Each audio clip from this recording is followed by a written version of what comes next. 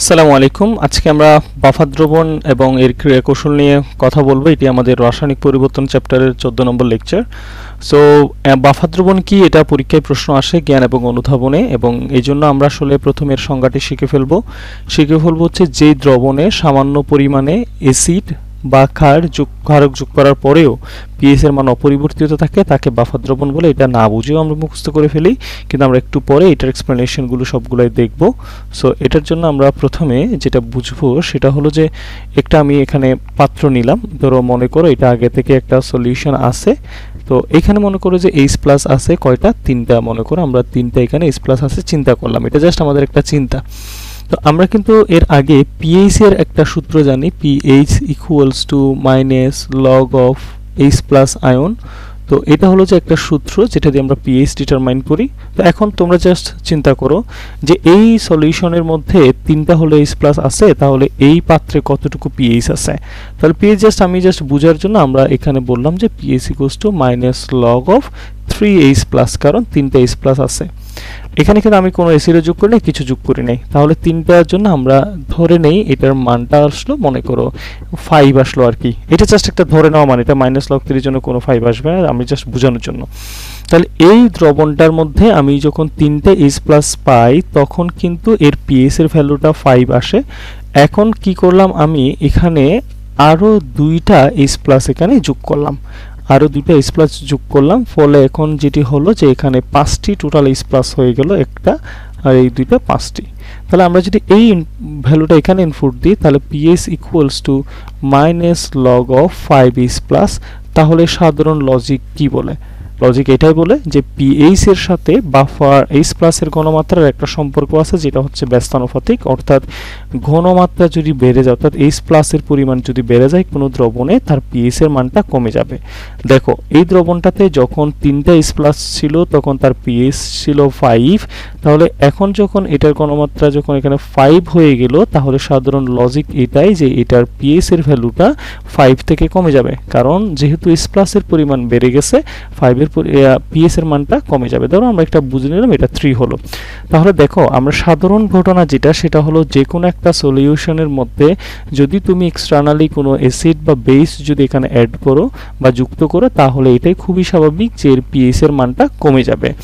আচ্ছা, কিন্তু এমন কিছু দ্রবণের কথা আজকে আমরা বলবো যে দ্রবণের মধ্যে সামান্য পরিমাণে অ্যাসিড বা ক্ষারক যোগ করার পরেও তার পিএইচ এর মান অপরিবর্তিত থাকে, তাকে বাফার দ্রবণ বলে।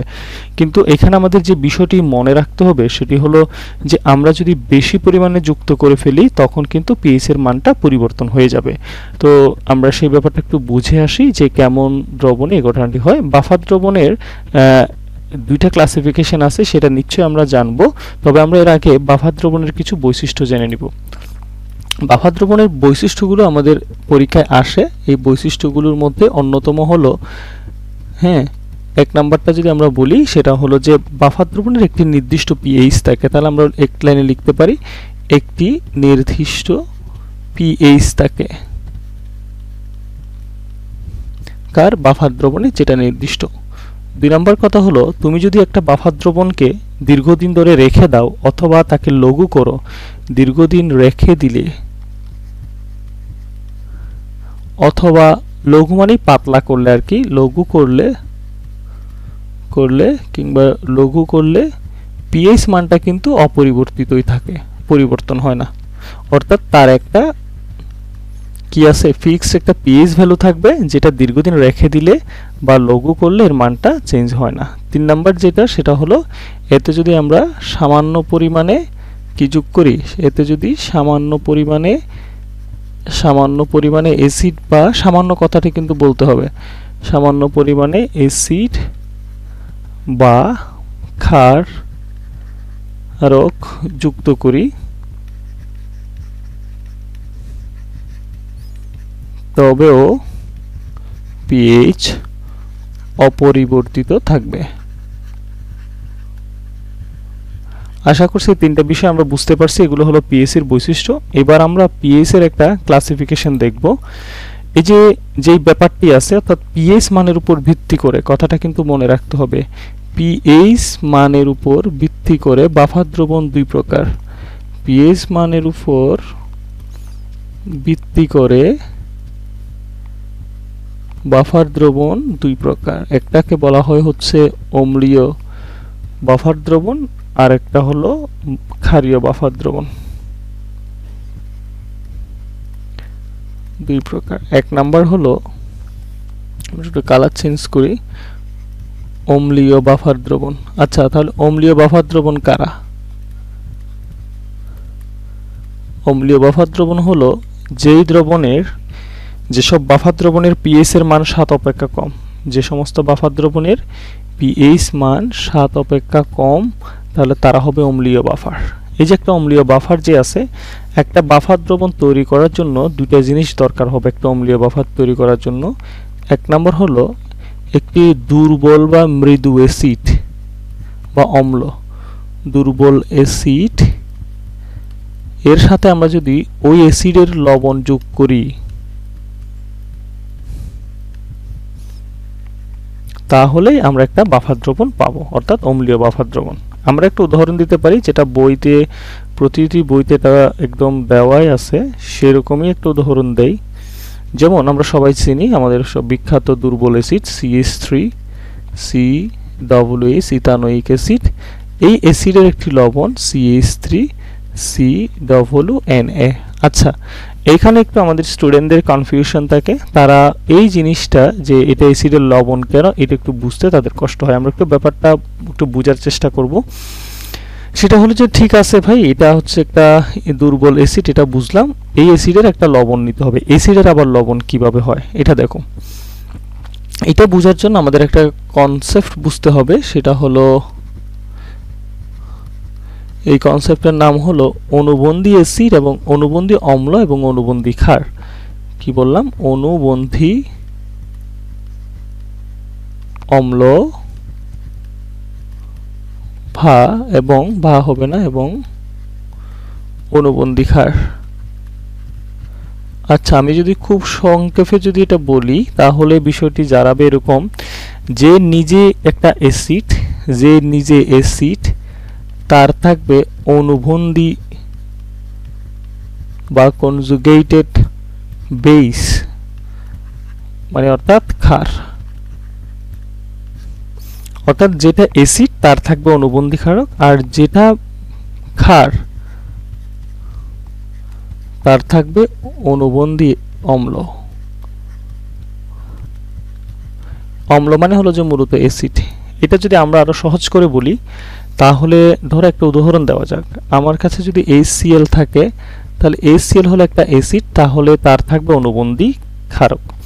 এখন দেখো এটা কেমনে হয়, একটা অ্যাসিড থেকে যদি একটা H+ নিয়ে ফেলা হয়, যেমন আমি যদি এটাকে লিখি এভাবে H+ আর Cl-, তাহলে এখানে আমি কি করলাম, এই অ্যাসিড থেকে একটা H+ কে অপসারণ করার পর যা অবশিষ্ট থাকে তাহলে এটা হবে যে অনুবন্ধী ক্ষার।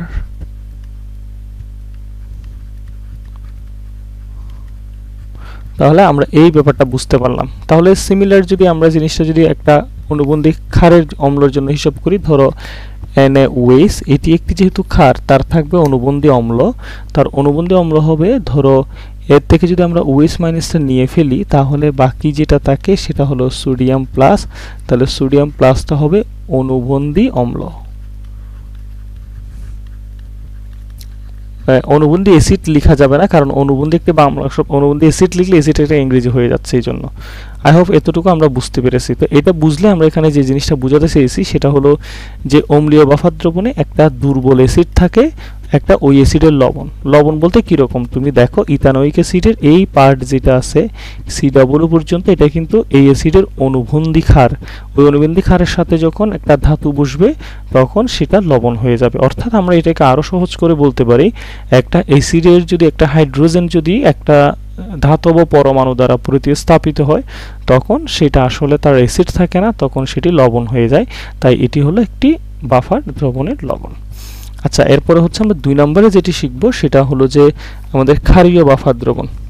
তো ক্ষারীয় বাফার দ্রবণও আগের মতোই, ক্ষারীয় বাফার দ্রবণ। তাহলে ক্ষারীয় বাফার দ্রবণ কাকে বলে যদি এই প্রশ্ন আসে তাহলে এটার উত্তর খুবই সোজা। যেসব বাফার দ্রবণের পিএইচ এর মান 7 অপেক্ষা বেশি তাদেরকে ক্ষারীয় বাফার দ্রবণ বলে। তাহলে এইটা আসলে কিভাবে তৈরি করা হবে? এটা আগের মতোই, একটা আমাদেরকে দুর্বল ক্ষার নিতে হবে। কেন দুর্বল ক্ষার নিতে হবে, সবল ক্ষার নেওয়া যাবে না কেন, তা আমরা বাফার দ্রবণের মেকানিজম যখন শিখব তখন বলবো। একটা দুর্বল ক্ষার যোগ ওই ক্ষারের লবণ, অর্থাৎ একটা দুর্বল ক্ষারের সাথে ওই ক্ষারের লবণ যখন আমরা যুক্ত করব তখন যে সলিউশনটি আমরা পাবো তখন সেটাকে আমরা বলবো হচ্ছে ক্ষারীয় বাফার দ্রবণ। উদাহরণ হিসেবে একটা বিখ্যাত যে আমাদের অ্যামোনিয়াম হাইড্রোক্সাইড এবং অ্যামোনিয়াম ক্লোরাইডের যে উদাহরণটি আছে সেটা আমরা দিতে পারি। একটা দুর্বল ক্ষার হলো অ্যামোনিয়াম হাইড্রোক্সাইড NH4OH, তাহলে এটার একটা লবণ হচ্ছে NH4Cl অ্যামোনিয়াম ক্লোরাইড। আচ্ছা, এটা কেন হলো? তুমি যদি খুব খেয়াল করে, এটা আসলে অনুবন্ধী হয়েছে যে অ্যামোনিয়াম হাইড্রোক্সাইডের এই পার্ট যেটা আছে OH কে অপসারণ করার পর যেটা থাকে এটা অনুবন্ধী অম্ল। অনুবন্ধী অম্লের সাথে এই জায়গাটা যে লাস্ট জায়গাটা আছে একটা হাইড্রোক্সিল মাইনাস চলে যাওয়ার পর যে জায়গাটা খালি হয়েছে সেই জায়গার মধ্যে একটা হ্যালোজেন এসে বসেছে, তখন এটা লবণ হয়ে গেছে। সো এটা হলো যে একটা ক্ষারীয় বাফার দ্রবণ। তো আশা করছি যে আমরা বাফার দ্রবণ কাকে বলে, বাফার দ্রবণের প্রকারভেদ এই দুটো বুঝতে পেরেছি। আমি যদি এদেরকে সামারি করার চেষ্টা করি তাহলে যেটি হয়, এমনি সাধারণ দ্রবণের বৈশিষ্ট্য হলো যে এদের মধ্যে যদি তুমি অ্যাসিড বা ক্ষার যোগ করো তাহলে এদের পিএইচ এর মান পরিবর্তন হয়ে যাবে, এটা সাধারণ বৈশিষ্ট্য। তবে স্পেশাল কিছু দ্রবণ আছে যাদের মধ্যে সামান্য পরিমাণে অ্যাসিড বা ক্ষার যোগ করলে তার পিএইচ মানের কোনো পরিবর্তন হয় না, তাকে বাফার দ্রবণ বলে। বাফার দ্রবণের 3টা ক্যারেক্টারিস্টিক্স আছে, আবার এগুলো হলো যে নির্দিষ্ট পিএইচ থাকে, একটা দীর্ঘদিন ধরে রাখলে সেটা অপরিবর্তিত থাকে, এতে সামান্য পরিমাণে অ্যাসিড বা ক্ষার যোগ করলে এদের পিএইচ এর মানও অপরিবর্তিত থাকে। পিএইচ এর মান কত, বাফার দ্রবণটার পিএইচ এর মান কত তার উপর ভিত্তি করে বাফার দ্রবণ দুই প্রকার, একটিকে বলা হয় অম্লীয় বাফার দ্রবণ, আরেকটাকে বলা হয় ক্ষারীয় বাফার দ্রবণ। তবে অম্লীয় বাফার দ্রবণ তৈরি করার সময় সবসময় দুর্বল অ্যাসিড এবং একটা ওই অ্যাসিডের একটা লবণ ব্যবহার করতে হয়, একই সাথে একটি ক্ষার এবং ক্ষারের সাথে দুর্বল ক্ষারের সাথে ওই ক্ষারের লবণ ব্যবহার করলে আমরা একটা ক্ষারীয় বাফার দ্রবণ পাই। সো এই ব্যাপারটা ছিল যে টোটালি একটা বাফার দ্রবণের বেসিক। আমরা এখন যেটি শিখবো সেটি পরীক্ষা অবশ্যই আসবে, মেকানিজম অফ বাফার সলিউশন, একটা বাফার দ্রবণ কিভাবে তার ক্রিয়া কৌশলটা কেমন, এটা তোমাদের পরীক্ষায় আসবে। আমি এখনই বলে দিচ্ছি, আমরা এই জিনিসটা একটু শিখবো এখন। এটার নাম হলো বাফার দ্রবণের ক্রিয়া কৌশল। বাফার দ্রবণের ক্রিয়া কৌশল।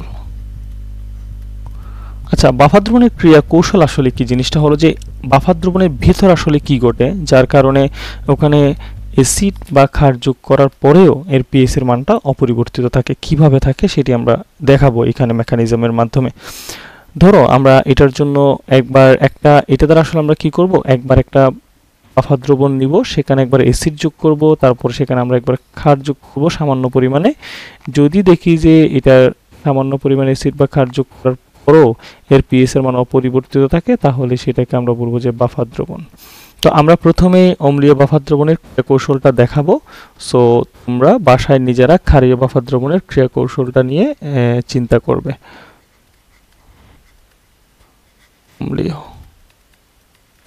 অম্লীয় যদি হয় তাহলে আমরা একটা অম্লীয় বাফার দ্রবণ নেই। প্রথমে আমরা এখানে যেটা চিন্তা করেছিলাম CH3COOH, এটা যেহেতু এখন সলিউশনে আছে তাহলে এখন এটা তো আমাদের ভেঙে লিখতে হবে আয়নিত অবস্থায়, CH3COO-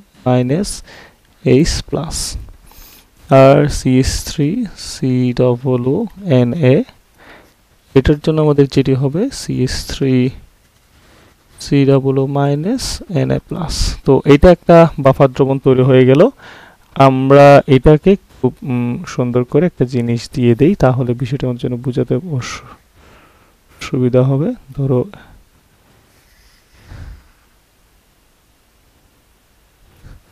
এটা একটা পাত্র যেখানে আমি একটা বাফার সলিউশন তৈরি করলাম।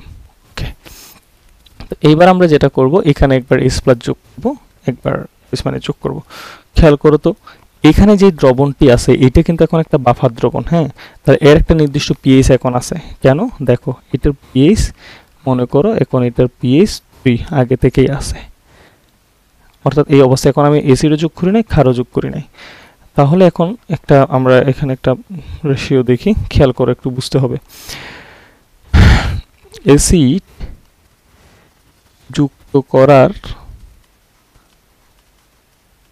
পূর্বে আমরা যখন অ্যাসিড যুক্ত করি নাই তখন এখানে ওএস মাইনাস কত আছে দেখো, এস প্লাস কত আছে দেখো, তারপরে এটার পিস কত হয় এটা আমরা দেখব। দেখো আমরা এখন এখানে দেখো, তুমি খেয়াল করে দেখতে পাবা যে এখানে এই সলিউশনের মধ্যে একটা এস প্লাস আছে। তো এখন কোনো ওএস মাইনাস নাই, তাহলে অ্যাসিড যোগ করার পূর্বে এখানে এস প্লাসের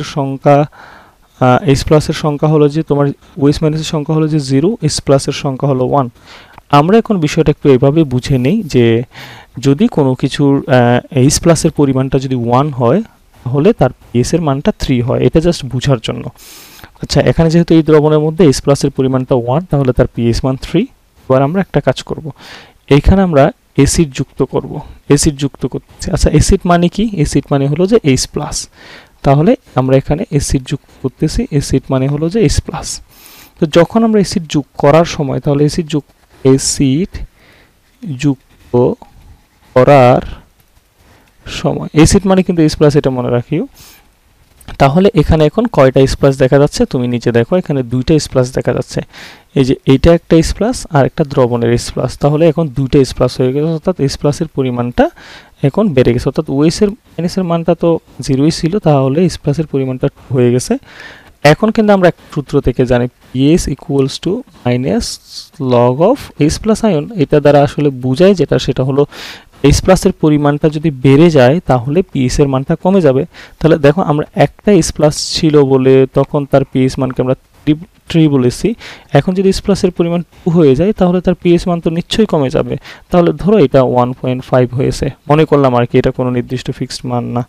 হ্যাঁ, আচ্ছা, এবার একটা ঘটনা খেয়াল করো, এইখানে যেটা এইচ প্লাস যে অ্যাসিড যোগ করার সাথে সাথে আসলো, সে এই যে দ্রবণে CH3CW যে আছে তার সাথে যুক্ত হয়ে সে CH3CWH এ কনভার্ট হয়ে যাবে। তখন কিন্তু আসলে আর কোনটা থাকবে না আমাদের, তখন এই এইচ প্লাস ওয়ার থাকবে না, তখন আর এই মাইনাস ওয়ার থাকবে না। তখন আসলে কি হলো দেখো, একটা এইচ প্লাস যে ছিল সেটা আসলে CH3CW মাইনাসের সাথে যুক্ত হয়ে তখন ও একটা অ্যানিক অ্যাসিড হয়ে গেছে।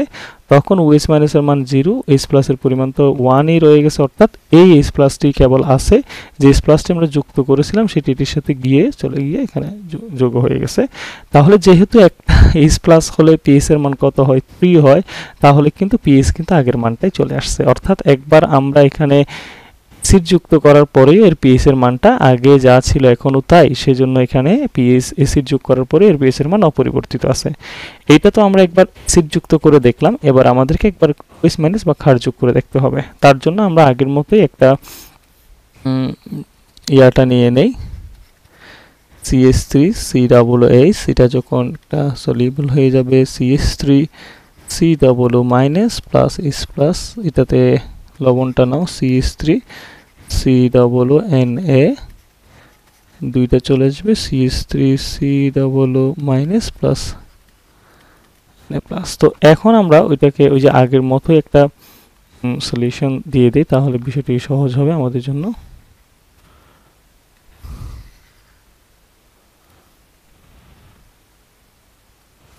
ওকে, তাহলে এখন আমরা কি করব, এটাও আগের মতোই অ্যাসিড যুক্ত করার আগে এখানে জাস্ট একটা H প্লাস আছে, তাহলে একটা অ্যাসিড করার আগে H প্লাসের সংখ্যা লিখি আমরা, আর OH মাইনাসের সংখ্যা আর এইচটা লিখি, তাহলে বুঝতে পারবো। যখন আমরা এখানে কোনো কিছু যুক্ত করি না তাহলে তখন H প্লাসের সংখ্যা কত বলো তো? এখন কিছু যোগ করি না, ক্ষার যোগ করি না, তাহলে এটা H প্লাসের সংখ্যা 1, OH মাইনাসের সংখ্যা 0, তো আগের মতোই পিএস এর মান মনে করো 3। এখন আমরা কি করব, এখন এখানে ক্ষার যোগ করব। আচ্ছা, ক্ষার যোগ করা মানে কি বলো তো? ক্ষার মানে OH মাইনাস, তাহলে আমরা যখন এখানে ক্ষার যোগ করব সেই ক্ষারটা এই H প্লাসের সাথে গিয়ে পানি হয়ে যাবে, অর্থাৎ H2O হয়ে যাবে। তো H2O যদি হয়ে যায় তাহলে এখন এটা কি দাঁড়ায়, এখন এই H প্লাসটা নাই হয়ে যায়, তখন H প্লাসের পরিমাণও 1 হয়ে যায়, 0 হয়ে যাবে, আর OH মাইনাসের পরিমাণও 0 হয়ে যাবে। তো এখন আসলে এটাকে আমরা কি বলতে পারি, যদি 0 হয়ে যায়, H প্লাসের পরিমাণ যদি কমে যায় তাহলে নিশ্চয়ই এখানে পিএস এর মানটা কমে যাবে বা বেড়ে যাবে, কিছু একটা হবে। ধরো আমরা ধরে নিলাম যে এটা একটা কিছুতে কনভার্ট হয়েছে, মানে 3 থেকে a হয়ে গেছে ধরে নিই না আমরা বোঝার জন্য, অর্থাৎ পিএস এর মানটা 3 নাই, কমে গেছে, কারণ এইচ প্লাসের পরিমাণটা তার কমে গেছে, সেজন্য তার এইচ প্লাসের পরিমাণ কমে গেলে তো পিএস এর মানও কমে যাবে। আচ্ছা, এটা এতটুকু হওয়ার পরে পরে যেটি হবে, তোমাদের একটা প্রশ্ন আসতে পারে যে ওএস মাইনাস তো মাইনাস, সে তো একটা সাজের সাথে যাবে, সোডিয়ামের সাথে কেন যায় নাই? আসলে এটা কার সাথে যাবে, এটা তার পারমাণবিক আকারের উপর ডিপেন্ড করে, যার পারমাণবিক আকার ছোট তার সাথে যায়, সেজন্য এইচ প্লাসের সাথে গিয়েছে, সোডিয়ামের সাথে না গিয়ে। তো এখন যেটা হবে, এটা চলে যাওয়ার পর এই জায়গাটা কিন্তু খালি হয়ে যাবে, কারণ এই এইচ প্লাসটা H2O হয়ে গেছে। তাহলে এই জায়গাটা যখন খালি হয়ে যাবে, ইথানোয়িক অ্যাসিডটা দুর্বল অ্যাসিড হওয়ার কারণে এর মধ্যে কিন্তু অবিয়োজিত এইচ প্লাস আছে, যারা অবিয়োজিত এইচ প্লাস আছে, তখন এখান থেকে এই যে এখান থেকে একটা এইচ প্লাস এইখানে এসে আবারও কভার করে দিবে, তখন যেটা হবে এইচ প্লাসের পরিমাণ আবারও 1 হয়ে যাবে, ওএস এর পরিমাণ তো 0ই ছিল, আর এইচ প্লাসের পরিমাণ যদি 1ই থাকে তখন তার পিএস এর মান তো 3 হয়। তাহলে এখানে আমরা দেখলাম যে এটার পিএস এর মানটা অপরিবর্তিত আছে। এখন তোমাদের এই প্রশ্নটি সেটি হলো যে CH3COOH যে সেখান থেকে কেন এইচ প্লাস গেল, কারণ এটা দুর্বল অ্যাসিড। তুমি যদি এখানে সবল অ্যাসিড ব্যবহার করতে, তার মধ্যে কিন্তু অবিয়োজিত কোনো এইচ প্লাস থাকতো না, সেই জন্য এই জায়গাটাতে সে আর ব্যাকআপ দিতে পারতো না। এটা ব্যাকআপ দিয়ে একটা এইচ প্লাস করতে পারার কারণে এটা দুর্বল অ্যাসিড হওয়ায় এই ব্যালেন্স বা সাম্যতা বজায় রাখতে পারছে বলেই এটা কিন্তু বাফার দ্রবণ হিসেবে কাজ করছে। সো এটাই ছিল যে আমাদের বাফার দ্রবণের মেকানিজম, অর্থাৎ একটা আমি বাফার সলিউশনসের মধ্যে একবার এইচ প্লাস যোগ করলাম, একবার ওএস মাইনাস, একবার অ্যাসিড, একবার ক্ষার যুক্ত করার পর তার পিএসের মান অপরিবর্তিত আছে, সুতরাং এটি একটি বাফার দ্রবণ। সো এটা তোমাদের আসতে পারে বই থেকে, তোমরা একটু গাইডের অ্যান্সারটা যখন দেখবে আশা করি তোমরা আরো ভালো কিছু বুঝতে পারবে। তো এখন তোমাদের আরেকটা মাথায় প্রশ্ন আসতে পারে, সবল অ্যাসিড ব্যবহার কেন করা হয় না? কারণ সবল অ্যাসিড ব্যবহার করলে এখানে যে আমরা ইথানোয়িক অ্যাসিড যে থেকে যে একটা এইচ প্লাস এখানে আসতেছে, এটা আসতে পারতো না, এটা আসতে না পারলে কিন্তু বাফার ক্রিয়াটা সংগঠিত হতো না, সেই জন্য। সো সবাইকে অনেক ধন্যবাদ, আশা করছি এই ক্লাসটি তোমরা বুঝতে পেরেছো।